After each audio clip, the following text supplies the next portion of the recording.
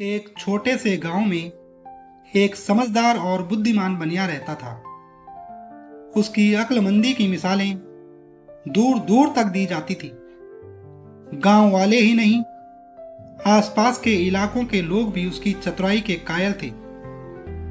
एक दिन उस राज्य के राजा ने उसे अपने दरबार में चर्चा के लिए बुलवाया। बातों बातों में बनिए की समझदारी राजा को बहुत भा गई। लेकिन फिर अचानक राजा ने हंसते हुए कहा, महाशय, आप तो बहुत ज्ञानी हैं। आपकी बुद्धि की तारीफ चारों ओर फैली है, लेकिन एक बात समझ नहीं आई। बनिया ध्यान से सुनने लगा। राजा मुस्कुराते हुए बोला, आपके जैसे अक्लमंद इंसान का बेटा इतना मूर्ख कैसे हो सकता है? उसे तो इतना भी पता नहीं कि सोना और चांदी में ज्यादा कीमती क्या होता है। यह कहकर राजा जोर से हंस पड़ा। दरबार में बैठे सभी लोग भी हंसने लगे। बनिए को यह बात चुभ गई। वह शांत रहा, पर मन में सवाल उठ गया।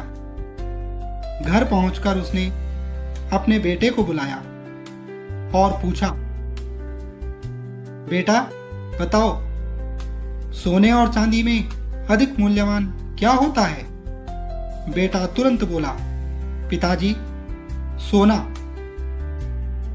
बनिए ने हैरानी से पूछा, जब तुम्हें पता है कि सोना ज्यादा कीमती होता है तो राजा ने दरबार में मेरी हंसी क्यों उड़ाई? उन्होंने कहा कि तुम मूर्ख हो और सबके सामने मेरी भी खिल्ली उड़ा दी।